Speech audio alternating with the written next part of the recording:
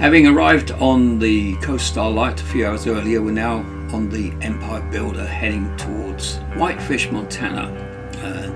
As I'm on in the sleeper car at the rear of the train, I'm able to get some shots from the rear of the train as we depart Portland, Oregon. There's a bit of a freight yard there, and because it's a big shipping port. This is the Willamette River, which we cross first of all.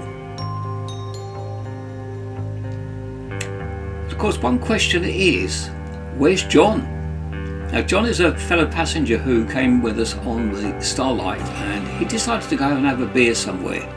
And we are actually not sure whether he's on the train or not. And as we come to cross the Columbia River, actually two crossings to the Columbia River. This is the first part. And in the background, that white cone that you see is Mount Hood.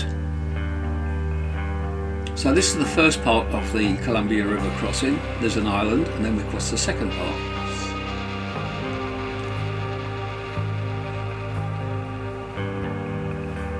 And we will see that lift bridge a little bit closer up as we head east. We're coming into Vancouver. Not Vancouver, BC, but this is Vancouver, Washington. Where the Coast Starlight will head north, we head east. This is a point for the train to pick up only. So there's that bridge, lift bridge, many of those along the river.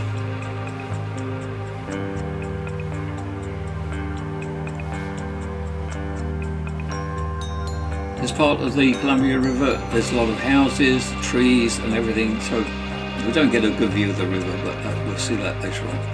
And, oh yes, by the way, John is on the train. He made it with seconds to spare. So we're looking south towards Portland. There's the airport on the other side of the river.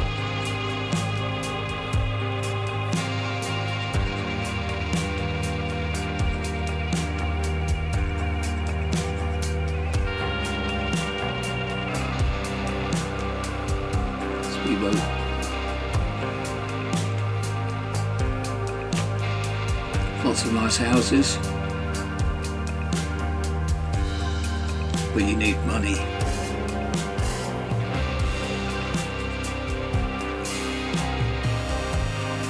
And we're travelling a bit slow because of freight trains.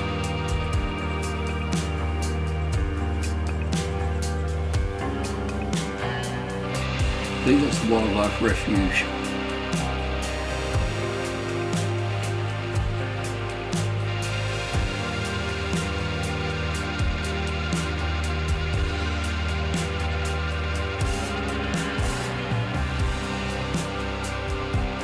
Now we're starting to come into the actual gorge itself.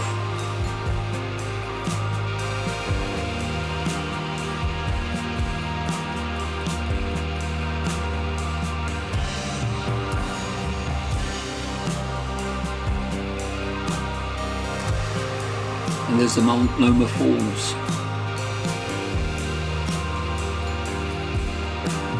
Very hard to see when the train's moving. And now we're really getting into the gorge and seeing some amazing scenery.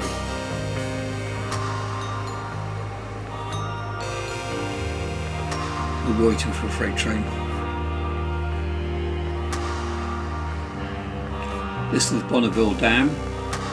There's also a power station and locks where the river traffic can go up and down. And I believe there's also fish ladders for the salmon to get up and down the stream as well. All these were built by the Army Corps of Engineers. So they provide a lot of hydroelectric power.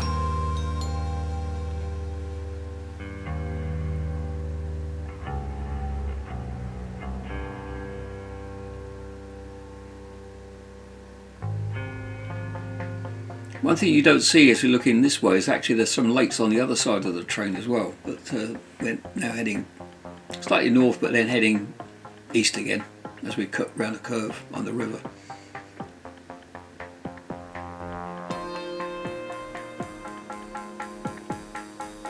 blessed with some beautiful sunshine.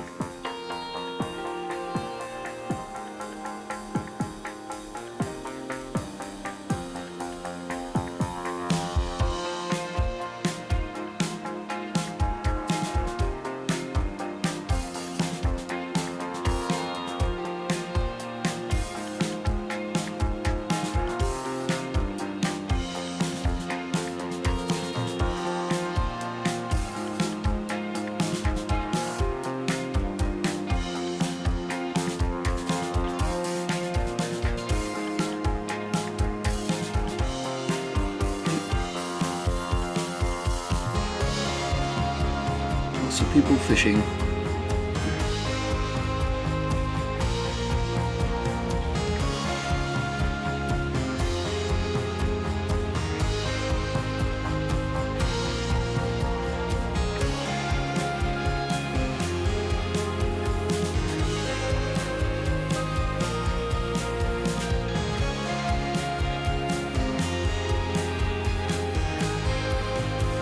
Of course, this is the wet west side of Washington. Cascades form a barrier where most of the rain falls on the west, so the east side of the Cascades tends to be fairly dry. So there's plenty of vegetation here.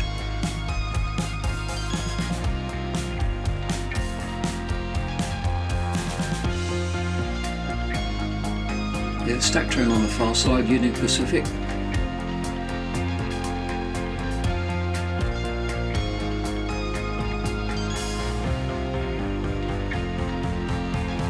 That's where the Pioneer used to run until 1997.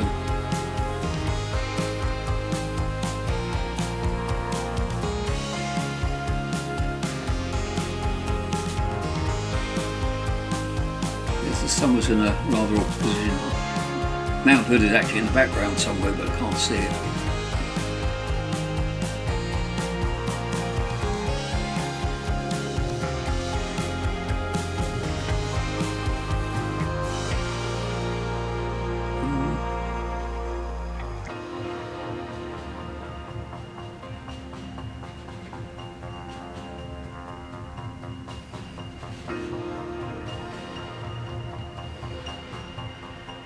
I think that might be Hood River.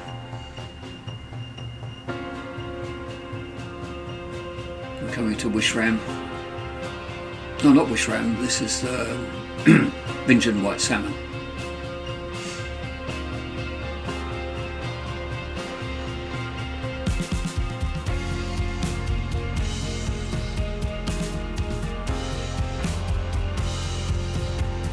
This is a UP train on the other side pacing us.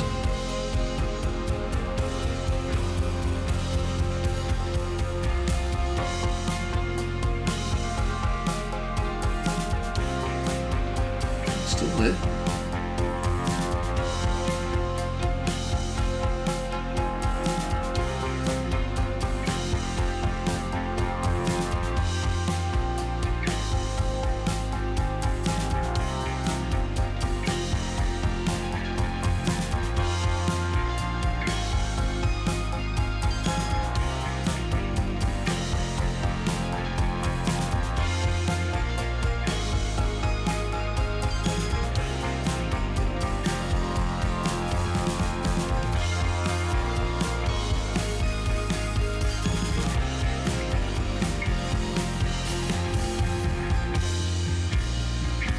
That's the Dalles, the Dells, not Dalles, the Dells.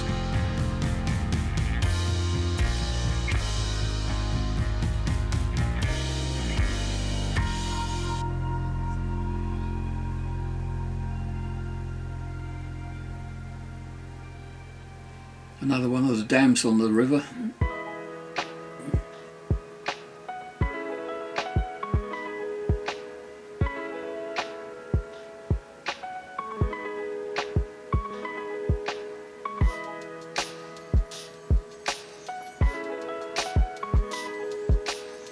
Now the trees are disappearing as we get further east.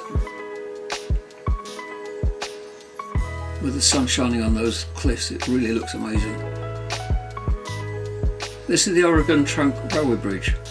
That span is always in the raised position because River traffic has priority, so if a train wants to cross they have to wait until it's lowered. Yet another UP train, unless it's the same one.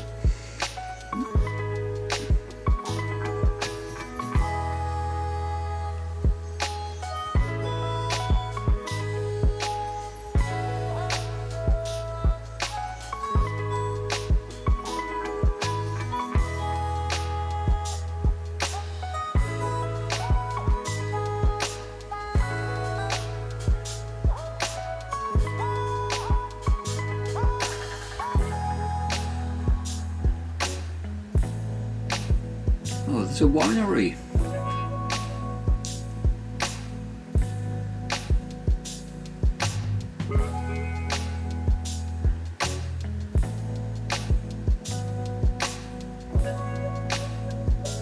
And this is the John Day Dam. I believe built in the 1960s. Again, the Army Corps of Engineers. And there's a tugboat waiting to push its barges out of the lock.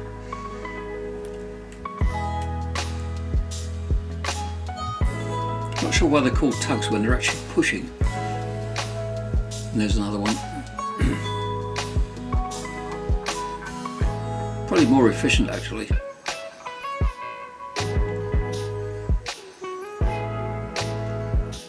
So now we're next day and we're heading up towards the Flathead Tunnel.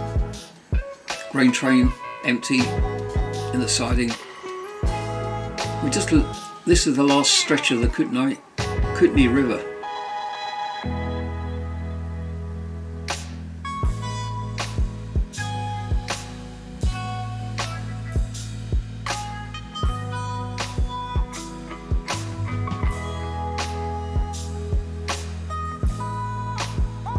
Yes, there was a broken down freight train at this, which delayed us for an hour or two.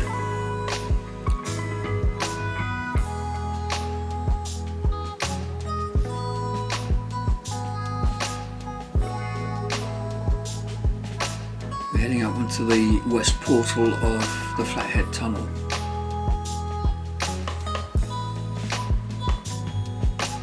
I think this was the broken down freight train.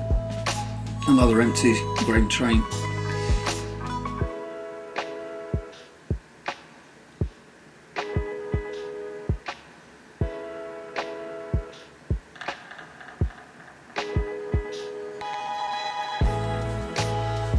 How do I know it's an empty? Well, normally loaded grain trains will have helper engines on the rear. That one didn't. Probably unloaded in Portland and then is heading back for more grain. And here we are coming into the Flathead Tunnel. Again, this was built by the Army Corps of Engineers when they flooded a stretch of track that the Burlington Northern or the Northern Pacific used to use. Ventilation shaft or ventilation plant. After every train's gone through, they have to flush the tunnel out of diesel fumes.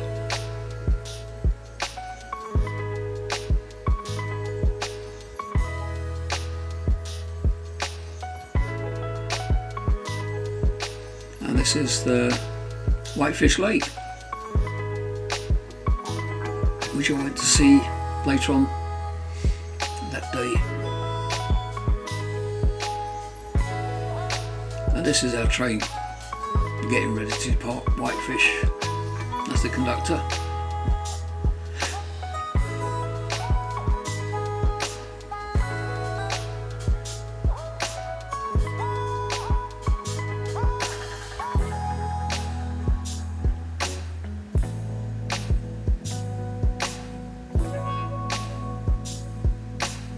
So that's the Portland section on the rear from the lounge cars. 2 coach, 1 sleeper.